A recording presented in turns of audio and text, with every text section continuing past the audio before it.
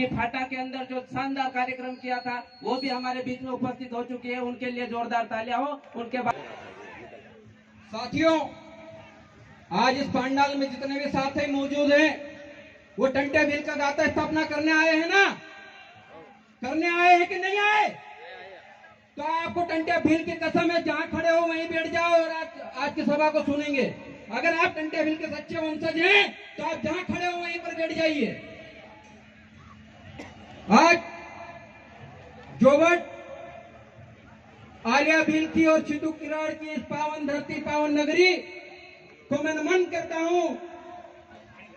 और आज हमारे टंटा बिल महानायक राष्ट्रमालिक जिनका आज यहाँ पे गाथा स्थापित हो रहा है उनको नमन, हमारे पुरखे खत्रीजों को नमन।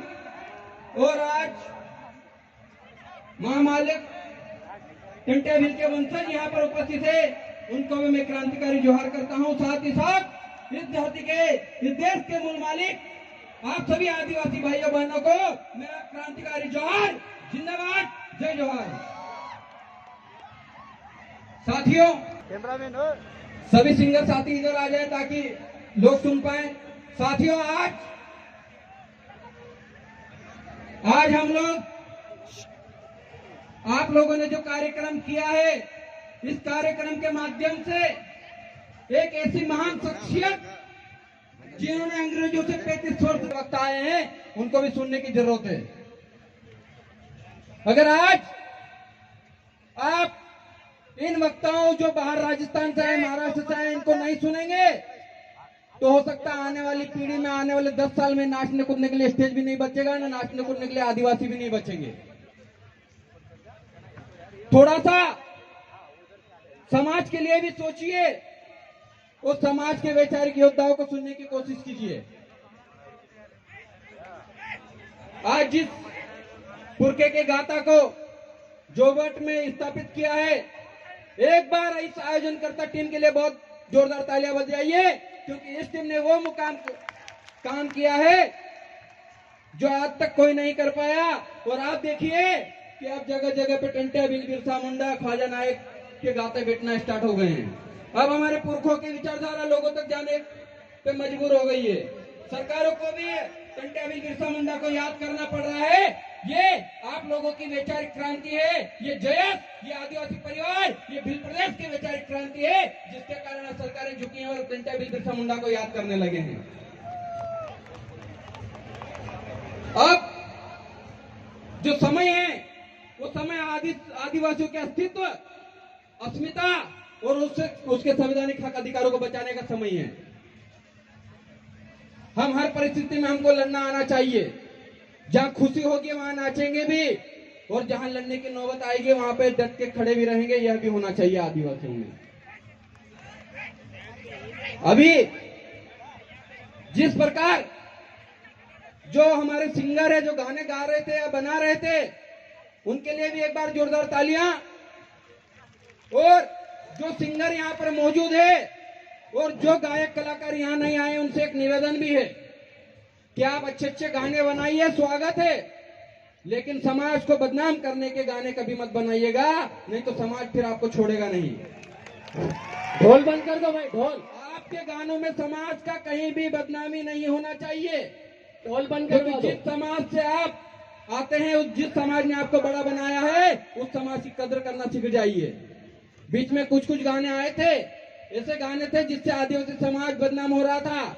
आपने भी सुने होंगे, हमको भी दुख होता था कि यार हमारे जो गायक कलाकार हैं कैसे गाने बना रहे हैं, लेकिन अभी अच्छे गाने बना रहे हैं, इसलिए उनका जोरदार तालियों से स्वागत एक बार पुनः। और आगे ध्यान रखेंगे, ये मेरा निवेदन है। आजकल आपको पता है क्या हो रहा है? आजकल आदिवासियों को धर्म के नाम पे बहलाया जा रहा है। आज हमारा आदमी जो आदिवासी है, आदिवासी की पैदाइश है, वो आदिवासी बाप की संपत्ति में हक चाहता है, लेकिन गुणगान दूसरे के धर्म, दूसरे के संस्कृति के करता है। ये दुख का विषय है, ये नहीं होना चाहिए। अभी मेरे से पूर्ववक्ता कोमल धोपिया जी ने, सीमा दीदी ने कहा और मांगीलाल दादा ने कहा कि जिस प्रकार आदिवासियों को संस्कृति और आदिवासियों के अधिकार खत्म करने की साजिशें रची जा रही है, उससे हमको बचना है, उसको हमको बचाना है। जिस पैसा एक्ट की बात हो रही थी अभी, आपको पता है पैसा एक्ट के नाम पे आपको लॉलीपॉप थमा दिया गया है। आपकी ग्राम सभा जो रूढ़िगत ग्राम सभा थी, अनुच्छेद 13(3) के तहत जो संविधान 1949-50 में बना, उससे पहले 1935 से जो हमारे 1911 से रूढ़िगत ग्राम सभा चली आ रही थी, वो इस पैसा एक्ट ग्राम सभा से भी कहीं पावरफुल है। उसके प्रावधान को, उसके द्वारा नियम बनाए गए कानून को कोई भी सुप्रीम कोर्ट या सरकार नकार नहीं सकती, इतना पावर था। उसी ग्राम सभा को खत्म करने के लिए आपको पैसा एक्ट का झुंझुना थमा दिया गया और हम खुश हो रहे हैं कि पैसा एक्ट आ गया, हमारे अधिकार बच जाएंगे। पैसा एक्ट में तो यह भी लिखा हुआ था ना कि पैसा एक्ट की अनुमति, जो ग्राम सभा होगी उसकी अनुमति के बगैर एक भी आदिवासी को गिरफ्तार नहीं किया जाएगा। ऐसा हो रहा है क्या? नहीं हो रहा ना।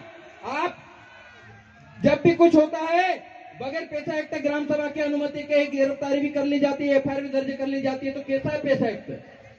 उस पैसा एक्ट का उल्लंघन उसी 15 नवंबर को रतलाम में कर दिया गया, जब हमारे साथी निवेश क्षेत्र का विरोध कर रहे थे तो हमारे साथियों को 70 दिनों तक जेल में बंद रखा और 70 दिनों बाद छोड़ा। लेकिन सरकारें उनको भी ज्यादा दिन तक कैद नहीं कर पाई। इसलिए उन सरकार से कह देना चाहता हूं कि हमको जंजीरों में कैद करने की कोशिश ना करो, हमको जंजीरों में कैद करने की कोशिश ना करो। हम बिरसा टंटिया की औलाद है, जिसका भी शिकार करते हैं उसका जिस्म तो क्या रूह भी दम तोड़ देती है। हम कोई आलतू फालतू लोग नहीं है। हम अंग्रेजों को चिट्ठियां लिखने वाले डरपोक के वंशज नहीं है। हम अंग्रेजों को चिट्ठियां लिखने वाले डरपोकों के वंशज नहीं है।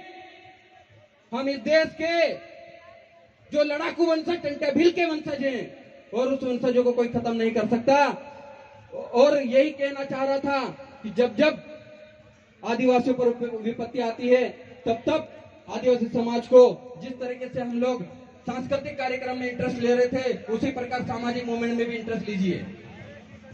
समाज के हर व्यक्ति की जिम्मेदारी है, जो समाज के सर्टिफिकेट पे कहीं न कहीं लाभ लिया है वो समाज के लिए काम करे। हर उस शख्स की जिम्मेदारी है जो समाज के सर्टिफिकेट पे या तो नौकरी लगे हैं या किसी भी चीज का लाभ लिया वो समाज के लिए काम करे। लेकिन ऐसा होता नहीं है।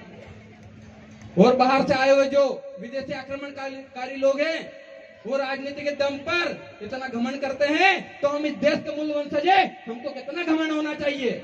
इतना घमंड होना चाहिए कि राजा की तरह जिंदगी जीना सीख जाओ, एक रॉयल की तरह जिंदगी जीना सीख जाओ, मालिक की तरह जिंदगी जीना सीख जाओ। मांगू दादा ने कहा कि 5 जनवरी 2011 सुप्रीम कोर्ट का जजमेंट, वो जजमेंट में कहा कि देश का 8% आदिवासी देश का मूल मालिक है। लेकिन उसके साथ यहाँ की सरकारें मालिकों जैसा व्यवहार नहीं करती है।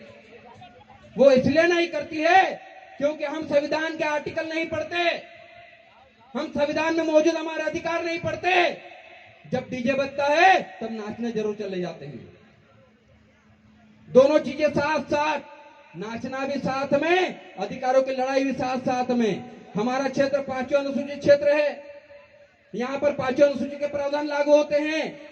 आपको पता है कि लद्दाख में जहां पर सोनम वांगचुक, किस किसने 3 इडियट मूवी देखी है? 3 इडियट पिक्चर किस किसने देखी है? उसमें एक किरदार है जो आमिर खान जिसका रोल करता है, उसका नाम फुनसुक वांगड़ू बोलते हैं। क्या बोलते हैं? फुनसुक वांगड़ू। उसका जो ओरिजिनल नाम है कौन है पता है आपको? लद्दाख का एक सोशल एक्टिविस्ट है सोनम वांगचुक, जो वहां का आदिवासी है, वहां 6ठी अनुसूची के लिए आंदोलन चला रहा है और बहुत बड़ी तादाद में आंदोलन चला रहा है। वैसा आंदोलन हमको यहाँ चलाने की जरूरत है। देश और दुनिया में आदिवासी सताए जा रहे हैं तो वो लोग आंदोलन करते हैं, वो लोग सड़कों पे निकलते हैं। एक इतना बड़ा मूवमेंट वहां पे चल रहा है जिसकी आप कल्पना भी नहीं कर सकते। वो पूरा के पूरा राज्य मांग रहे हैं, पूरा क्षेत्रफल मांग रहे हैं। और हमारा जो क्षेत्रफल 5वीं अनुसूची का है उसको हम लोग अभी तक लागू नहीं करवा पाए। तो हम लोगों को कानून में, संविधान में दिए गए अधिकारों को पढ़ना चाहिए, उसको अमल में लाने के लिए काम करना चाहिए। जिस तरीके से सुप्रीम कोर्ट के जजमेंट है, समता 244(1), 244(2), आपका 371 और आपका 13(3) का को इसको पढ़े और इसको समझने की कोशिश कीजिए। क्योंकि मुझे लगता है कि यहाँ सबसे ज्यादा पढ़े लिखे युवा बेटे हैं, शिक्षित साथी बेटे हैं। आप लोग अगर इस चीज को आगे बढ़ाएंगे तो निश्चित तौर पे जिस तरीके से हमारे गाते, हमारे पुरखे के गाते जगह जगह पे बैठना शुरू हो गए, उसी प्रकार से भारत देश पर आदिवासियों का राज वापस स्थापित हो जाएगा। इसके पहल हम सबको करना चाहिए। कोई अलग अलग नहीं है, न भील, न भिलाला, न बारेला, न पटलिया।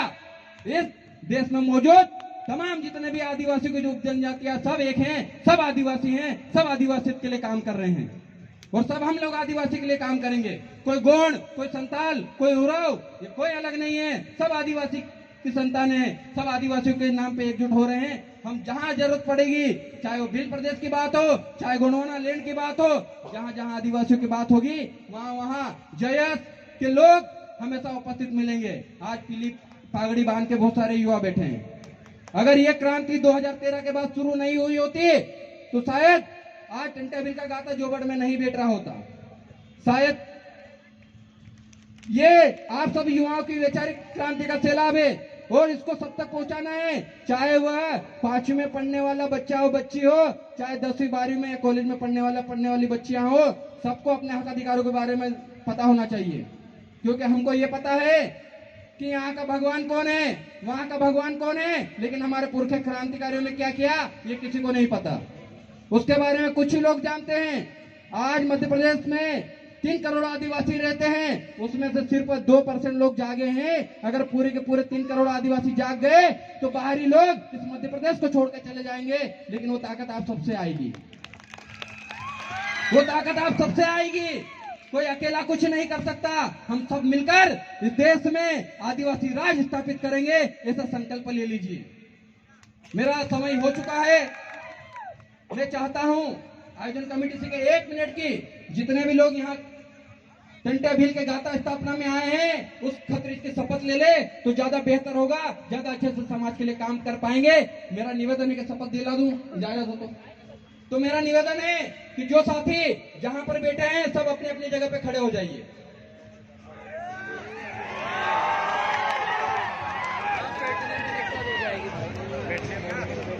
सब अपनी अपनी जगह पे खड़े हो जाइए और हम पुरखे की इस प्रकृति की शपथ लेंगे। 1 मिनट का समय लूंगा, ज्यादा नहीं। सब अपने अपने हाथ आगे कर लीजिए और जो मैं बोलूंगा वो आप लोगों को दोहराना है।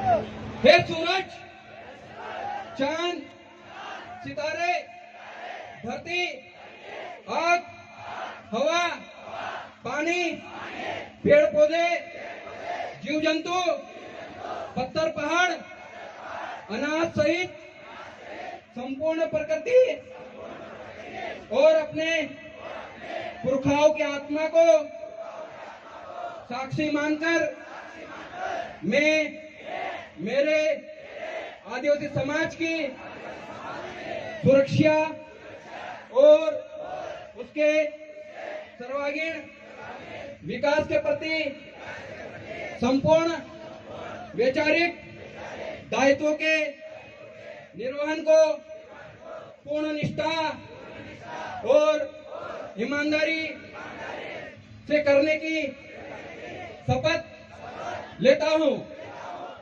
जय जोहार, जय जोहार, जय आदिवासी, जय आदिवासी। जय धन्यवाद जोहार मोहन का भाई। नारा है, भारत देश हमारा है। जय धन्यवाद। जोहार का नारा सभी है। लोग अपनी अपनी जगह पे बैठ जाए। जय आदिवासी, अगले जय भील वक्ता प्रदेश। धन्यवाद। धन्यवाद भाई। अगले वक्ता राजू भाई वलवई जो कि गुजरात से हमारे बीच में दाहोद से है, वो आएंगे, अपना उद्बोधन रखेंगे।